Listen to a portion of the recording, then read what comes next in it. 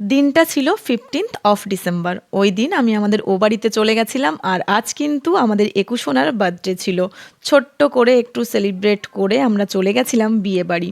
আজ আমার এক স্কুল ফ্রেন্ডের বিয়ে ছিল। না না, ভুল বললাম, এক না, দুজন স্কুল ফ্রেন্ডের বিয়ে ছিল। বুঝলে না তো? দাঁড়াও দাঁড়াও, বুঝিয়ে বলি। আসলে আজ আমি যাদের বিয়ে অ্যাটেন্ড করছি তারা হাজব্যান্ড ওয়াইফ দুজনই আমার স্কুলমেট। সেই ছোট্টবেলা থেকে প্রেম করছে, আর আজ ফাইনালি ভালোবাসাটা পরিণতি পাচ্ছে। আর এই যে সেই কিউট ব্রাইড, বর এখনও আসেনি, আসলে তাকেও দেখাচ্ছি। বলতে বলতে এখানে দেখো বরও চলে এসছে, কিন্তু বরের ওখানে ভীষণ ভিড়। চলো আগে খাওয়া দাওয়াটা কমপ্লিট করে নিই, দেন ভিড়টা কমলে বরের সঙ্গেও তোমাদের দেখা করাচ্ছি।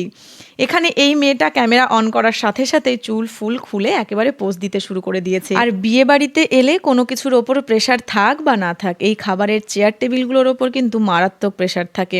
আমাদের খাওয়া দাওয়া শেষ করে আমরা পাড়ার সকলে একটু আইসক্রিম খেতে খেতে আড্ডা দিতে বসেছিলাম। আর এই দেখো, এই মানুষটা কি মন দিয়ে চেটে চেটে আইসক্রিম খাচ্ছে। তারপর সুন্দরী কাকিমা আর টুইন সিস্টারদের সাথে গল্প করে ফটো তুলে নিলাম। এবার তোমাদের দেখাবো বরকে। তো চলো নিচে গিয়ে প্রথমেই দেখাই বরকে। তো এই যে হচ্ছে গ্রুম, আর এখন ওরা বসে গেছে বিয়ে করতে। অনেক রাত হয়ে গেছিল, তাই আমরা আর দেরি না করে বাড়িতে ফিরে এলাম। সেজে গুজে বিয়ে বাড়ি যেতে তো বেশ মজা লাগে, কিন্তু শীতের মধ্যে মেকআপ রিমুভ করে ফ্রেশ হবার কথা ভাবলেই কেমন একটা হয়। আচ্ছা, এখন নিজেদের কাজগুলো সেরে ঘুমোতে যাই, কাল দেখা হচ্ছে।